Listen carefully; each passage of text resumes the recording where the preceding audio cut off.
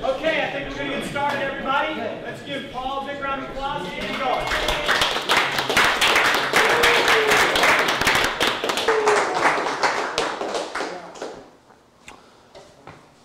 Well, I guess that with that introduction, I will kind of get started. You all know who I am. I don't know who any of you are, other that you're here at the Mark Adams School of Woodworking. Thanks again for bringing me back. I've been here now, I believe this is either my 13th or 14th year.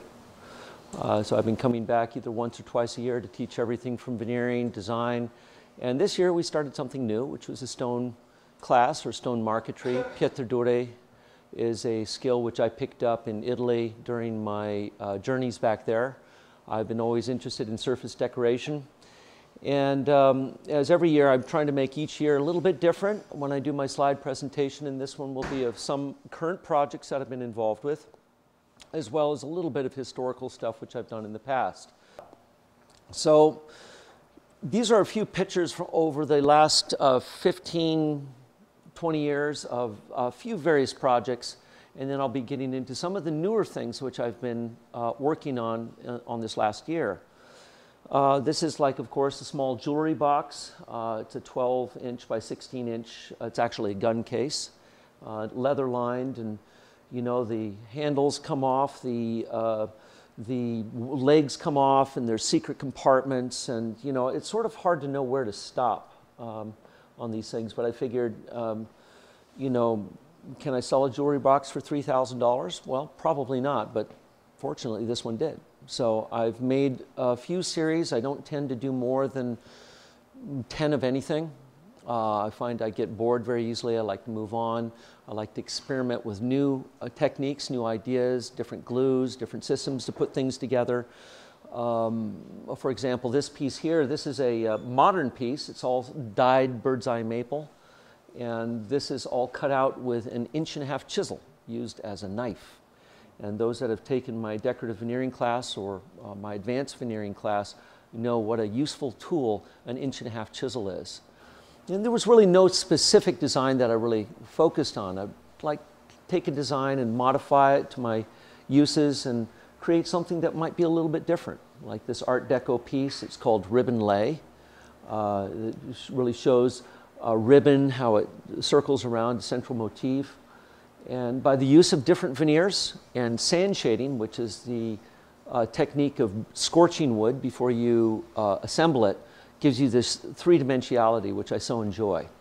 Sometimes I get these designs from clients which say, well, we really like Art Deco, but we also like neoclassical, and we want something that has all that with all these different woods, and can I design something? So I'm usually like to take on interesting challenges like this.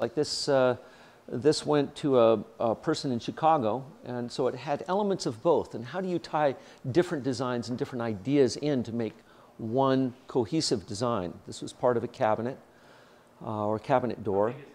That cabinet door, what we're looking at is about 30 inches tall and about 30 inches wide. So they can get larger. I mean, there are some pieces which can get quite large. But this was, for example, a small desk. And this is a combination of two different styles again. There's the French parquetry, which is very regimented and very formal, and then the Italian flowers. So this one is where the Italian flowers are breaking through the surface of the parquetry. And really the hardest part of this design was deciding where all those little black diamonds go. Many times I will build something, and in marquetry I know that I can build in series. In other words, I do one drawing and I stack all the veneers on top of each other, and I do one cut, which is a packet cut. I cut through all the layers at the same time, which yields me several designs with one cut.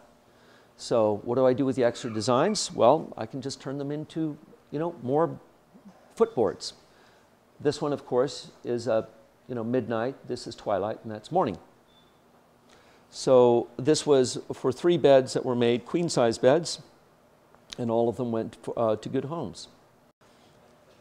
Projects can get quite large. There's a 6-foot diameter table that extends out to 12 feet. Dale here, which is in the class today, helped actually cut out the marquetry for these 18 chairs. So it was big table. This is just a small bit of the detail that goes into the into this table, and I had blossoms on one area and then berries on the other.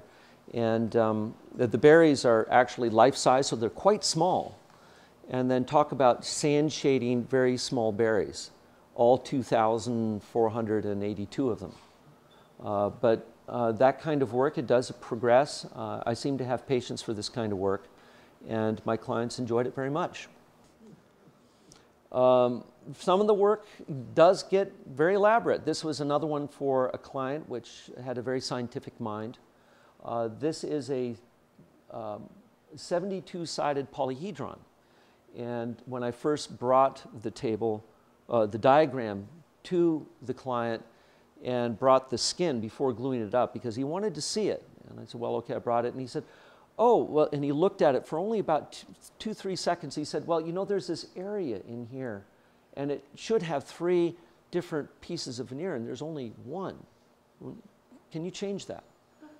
So sometimes we do have these kind of particular clients, and yes, we can do it, but that was all cut with an 1.5-inch chisel, and that image is probably about this big round, about 4 inches. This was a production style table. I did actually 12 of these tables. That was the only thing that I did more than 10 of. It is a rose, I call it the bouquet of roses. Kind of a nice design with a floating ring down at the base here and a floating apron. And the design took a lot longer than the actual table did to build. They would be done typically in batches of 4. And if you can imagine 4 benches, 8 foot by 4 foot by 8 foot benches, 4 of those benches completely filled with parts. Now that's where you really don't want to have any kind of wind come through. People are not allowed to come in. The thought of, you know, even a small bird flying around inside would strike terror in my heart, you know, just to have all the pieces flying everywhere. But it did turn out quite well. This is just an example of one of the tables that was done there. This is now a little bit more recent work. This was one of my pieces. It's a chest of drawers that was done with very slight Bombay curves here. And, you know, I really enjoy curves because straight and rectilinear work I find is kind of static. And you want the piece to be inviting. It needs to speak of something organic, something which people recognize within themselves. And, you know, you want people to approach your work. You want them to come closer, because if they come closer, they may wish to acquire it. You know, this is a good thing. So I tend to put light or very subtle curves in my pieces because it just looks more inviting. And this one was called the Wild Rose, or the Rose Chest. I made 2 of them, and I think I have in the other one a blow up of just on the side panel here, little spider web made out of silver wire with a ladybug here, and then I get to tell people to try to find the spider because it's in there somewhere, waiting. All the pieces have a little story. I like a little bit of humor sometimes. But this is the work, and this is the bread and butter of what I do in my shop in California. This is a current project which I'm working on. It's what I call a Whirlpool Match. This is segments of veneer taken out of a quilted maple, and they're cut in such a way that it really gives you the appearance of a whirlpool. This is the story of a big ugly fish, and right now I'm developing a mechanic that when you twist the top, 4 drawers deploy on a cam system, and there's little sushi trays in there, of course. This is a project right now which I'd actually just finished a couple of weeks ago. It's for the Loyola University, and it was a couple of plaques, actually a fairly large one for the main hall, and then a TV cabinet that was split in half. It was actually 2 years in the making, 2 years of talking about it and being contacted by various contractors who bid on and then lost the job to another contractor. So it went up to the last moment being 1 month before the university had to complete it when I finally got the call. Said, well, can you do it? We need it like now. So we were able to construct it and put it. This is all done with an eco-base. It's all leads now with, you know, ecologically sound practices of doing veneering, wheat board cores, white glue or PVA glue adhesive, water-based finishes. And with that, I will say thank you very much, and we'll see you all tomorrow.